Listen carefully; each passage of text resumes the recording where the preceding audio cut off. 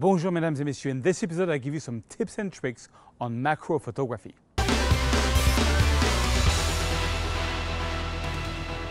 Bonjour mesdames et messieurs, my name is Serge Ramilly. I'm a French photographer living in the beautiful city of Paris, France. And I make 2 tutorials per week. Click here if you want to get the raw file of this week's episodes and all the past episodes, and click here if you want to subscribe to my YouTube channel. In last episode I showed you how to take GoPro JPEG photos and try to make them really look nice and play around with light rays and special effects. This week I want to do a little introduction on macro photography. I am myself a beginner on this subject, but I found a few things that works and some that doesn't work that I wanted to share. So let's go to the world of the small in macro photography. Very quick things, guys, before we get started. I just want to make a game with you to promote my work. If you go to facebook.com/photosurge, this is my Facebook page for my work. On the top here, if you go here, you see there is a following message, 3 dots. You click on share. And this is going to share my page on your followings. If you do get 20 likes on that share, and you send me a little email to support@photosurge.com, I will send you for free the Volume 1 Lightroom presets worth $27 for free, called Chic. It's a really cool preset for portraits. And voila, it's just a little quick game to promote my work. Thank you so much for helping me, and now to the tutorial. Alright, so in this tutorial we're going to talk about macro photography. Now, just a little warning, I am not an expert in macro photography. This is actually one of my first try at macro photography. I was never really interested into it, and then I started seeing some really nice photo on 500px on macro photography, and I wanted to give it a try. So before we get into the shooting, there is one item of gear that you need to be able to do macro photography. And if you're an expert and you have a lot more tips than me to give on this, feel free to leave a comment in this YouTube video and share your knowledge. All right, so the lens I've been using to do this micro photography is a 100mm 2.8. It's from Canon. It's the old one. It's not the latest one. You see there is 2. There is one that costs $949. I'm here on B&H, and all I did is type 100mm macro. Now, why do you need a macro lens? Because macro lens has a feature that other lenses don't have, which is that you can get very close to the subject, and it's still easy to make a focus. I mean, things are in focus. For example, on my lens, it says that I can get as close as 33mm, which is about 1.2 inch to the subject. Per my own test, it's more like around 4 inch or 10 centimeter. But anyways, that's what it says on the lens.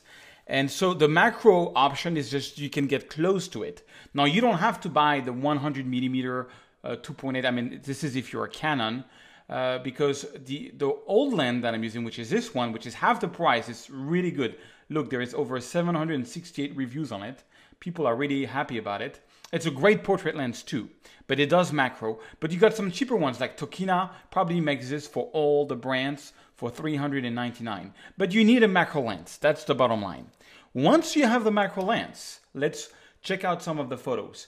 Now, the way I've been trying to do macro, and because this is how I like to shoot, I like to shoot manual. For example, let's look at some of these photos. This is a photo that I shot. So now there is a rule, which is that when you use a lens which is 100mm, you should put your speed at a minimum of 1/100th of a second.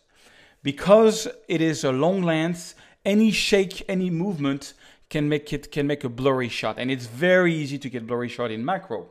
So I try to follow that rule. So what I do, I go into manual mode and I put in like 100 or 200 of speed at first, and then I put on like at least 6.3, 7 point of f-stop, and then 100 ISO. Now this photo was taken, there was lots of lights everywhere. It was pure sun. So when you have a lot of sun, it's very easy because you could have probably go down to f22 or f18 or f16, like a very small aperture, and I would have gotten this photo even more clear, even more sharp. The point is this: closer you get to a subject, more shallow, more small your depth of field is going to be.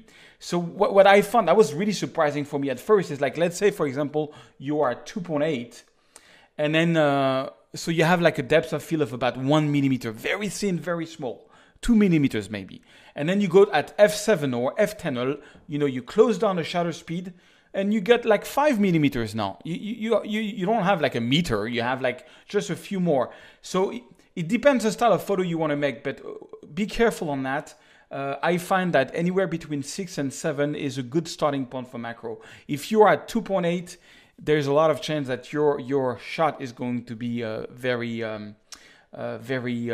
blurry, especially if you're very close. If you are like at 1 meter or 40 centimeter or something of your subject, then maybe you can go at 2.8. But if you are like 10 centimeters, 20 centimeters, oh boy, you better be around 6 or 7 or you're just going to get a blurry shot. For example, this one, I was at 6.3, which is, decently closed, but I was very close to this. And I was at ISO 100 because I had a lot of light. I could have tried probably to go like at f16 and ISO 2300, and maybe I would have gotten more of this leaf there. But anyways, it's a start. That's another example. Now on this one, look at this. I'm at f.9. Now I really got in close on the B, and this is sharp, but look at the depth of field. The depth of field is just here. And it's not even, the B is not even completely sharp. Probably because I just focused before her. But I was still at f9. There was still a lot of light, and I probably should have gone to f13 to get all that in focus. So it's good to have a lot of light when you want to do macro. Believe me, it's really good.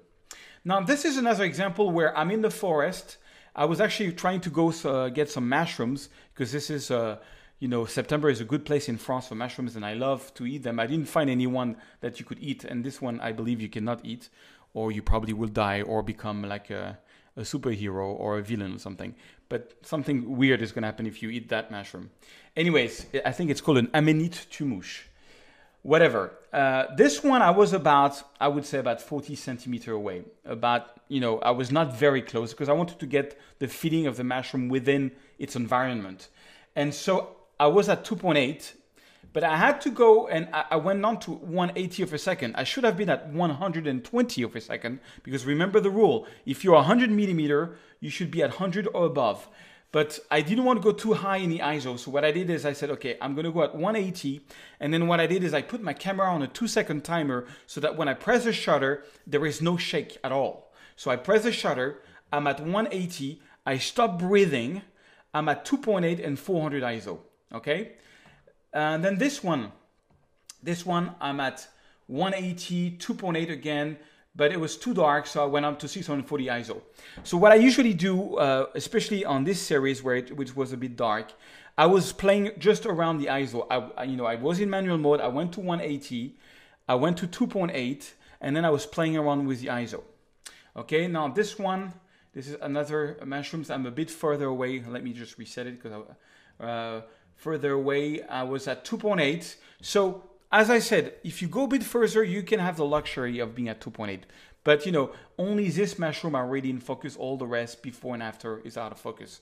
I probably should have on this one go to f5 or f6 and boost the ISO to 1000. Now, this is another good example. This one, I really wanted to catch the environment. So what I did is I went to 7.1 instead of 2.8. But look, I had to go to ISO 250, 1250 to really get somewhere. But on the other end, this is very neat here. I'm not sure it's the best option. So voila. So you can also try to shoot like in aperture mode where you go at f5 and then you put your ISO in automatic mode. But and usually it's going to give you good results. You can try that. You go into AV mode, you go like at 4, f5, you put ISO in automatic, and then you undercompensate a little bit your photo, just like a half a stop or something. That could be also a good setting. But what I advise you to go is more manual. You go if there is not much light, if you're like really dark in the woods, there was not much light there, so you go like at 2.8, but then you won't be able to really get close. If you want to get close, you're going to have to boost your ISO. Okay, I hope my explanations are clear. And now let's do some little retouching. I mean, it's really technical. It really takes patience. Oh, one other thing that really was important for this photo is that I was using the Sony A7R, which one feature which I really like is that they have the screen that you can rotate to 90 degrees. So I was putting the camera literally on the floor and I could still see with the viewfinder what was going on, which I think you have this now in many Nikons and Canon recent cameras. This is really, I mean, if you want to get into macro photography, being able to rotate your screen is really important. Okay, so let's do a couple of retouching. So this one, you see, I think micro retouching is all about design. It's all about composition. And you know, one of the hardest problem we have as photographer is too much things going on. Too much things going on. We want to have, you know, less attention on things. So this one needs some good cropping. For example, I think I'm going to take this one out and I'm going to, you know, make something like this. I'm just trying to get the attention of the viewer on whatever I want, which is basically this little insect. All right, and maybe close like something like this. Now it's a 36 million pixel camera, so it's kind of fine. Now on the retouching, I might open up the shadows and bring down the highlights and do the whites and do the blacks. Okay, and then maybe make it a bit darker. Check out the white balance. I don't know, let's go for shade. Well, no, let's go for daylight then. Daylight's probably good. Maybe add some blue and maybe add a bit of magenta. Something like that. I wouldn't do much retouching on it. Maybe, you know, clean it up with, there was some dirt here, probably something weird. Take that out and take that out. Oops, no. Okay, and take that out. You have to tell, you know, the spot removal where to choose from. Now this one didn't do a good job, so I have to tell him pick maybe something from here. Okay. Something like this. I'm just trying to get, you know, the attention of the viewer off, maybe boost clarity in this one and a bit of vibrance. Okay, something like that. It's not the best photo of the world, but it's kind of okay. Okay, then, you know, I'm going to, I know the second one is very similar, so I'm just going to select everything and click on synchronize. I always make sure that my local adjustment is not being synchronized, so that's kind of cool. All right. Oh, big mistake, big mistake. Command Z to unsynchronize. I should have not synchronized. Let me reset this one. I should not have synchronized the cropping. So I'm going to synchronize. I'm going to take out the crop. It's similar condition. I don't want to synchronize the cropping. Okay, there we are. On this one now I can adjust. It's a bit dark. Something like this. Yeah, not a big change. Let me show the before. That's the before, that's the after. It's not a huge change. Now, however, on this one, I'm going to get more creative. On this one, I'm going to open up the shadows. I'm going to bring down the highlights. Not so much, maybe. I'm doing my alt point. And I'm going to go all the way here. Okay. And all the way here. Remember, you know, I don't want to go further. I don't want to have all these little blue points that you see here is points which is completely white. You don't want to go too much. So you go until you see a bit of points. You can go further with the whites. And then you adjust it, you know, with your eyes until it's pleasant. Okay? And then I'm just going to boost it. One thing which is really cool. When you have a photo like this, which is a bit dark, this is when it's time to complexify the light and use brushes. So let's jump over to the brush. Let's go to exposure. Make sure we have a strong exposure, like flow and density pretty high, like 90, that's pretty cool. Let's take auto mask off. You don't want auto mask, is only when we get close. And let's fake that there is like a ray of light from the forest going onto this, you know, something like this. And let's add a little color to this ray of light, something like blue, so that we have here, which is a bit, you know, magenta, blue, green, you know, it was a bit neutral in the back. Now that it's blue, red and blue is complementary, so meaning opposite color. So it's a bit of a stronger composition. Maybe we can add a bit of clarity and a bit of vibrance to make the whole thing pop. You know what? I think I'm going to boost the overall exposure. Add some, I'm going to go into the basic lens profile and enable profile, remove chromatic aberration, and maybe I'm going to add a bit of vignetting on this one, or maybe not. No, actually not. No, I don't think I'm going to add any vignetting on this one. Check it out. Before, now the brush stroke does everything after.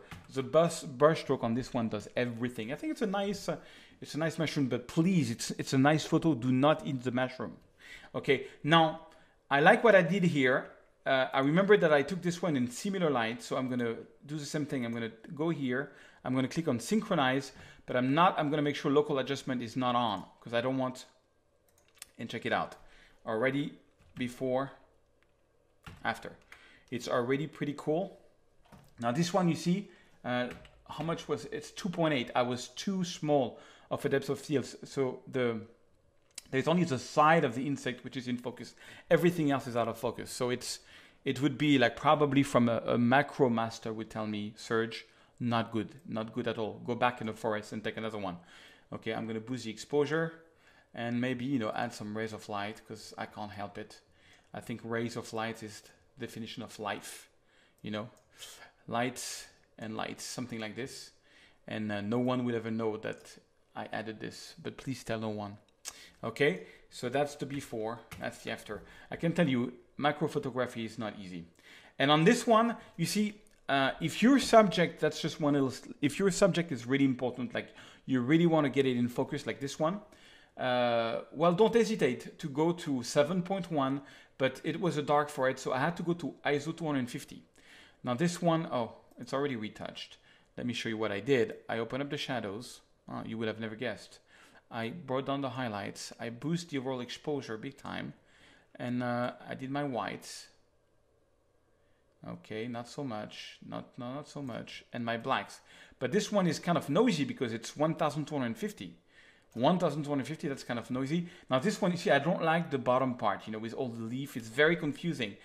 That's what's good about swallow depth of field is that it gets the attention of viewer on what you want. So maybe cropping it, something like this, will actually make a stronger composition, you know, something like this, where we're really getting to the subject. And it's a bit noisy. Okay, and so when it's noisy, I'm going to boost the noise reduction around 24, then get the sharpening at 77 and make sure I mask my sharpening. If you don't know what I'm doing, check out my other videos where I talk about that. Okay, and then I probably would, on about profile correction, remove chromatic aberration and do some post-crop vignetting. That's probably what I would do on this one. Okay, and then same thing, I can do some ray of light to just make the background a bit more interesting, add some blue in it, just to make it more interesting, because, you know, looks like there is some forest blue coming down, and you can just, you know, maybe not so much blue. So, yeah, that's the problem with this. You know, if you've got no light, you're very often high in ISO, but, you know, now Lightroom is pretty good. Check it out. That's the before. That's the after. I'm going to give you a couple of these raw files so you can play around with it. And, yeah. So that was my first attempt at micro that I wanted to share with you guys. You probably are much better than I am with it. But, you know, I really like some of these photos. I'm sure they're going to do great on 500px. Voilà, mesdames et messieurs, back to me. All right, guys, I hope you like this tutorial. And I hope you can share this episode on Facebook or on Google+, or on YouTube, or anywhere in the world that you want. Thank you very much for being there every week. And I will see you in another episode. Mesdames et messieurs, au revoir.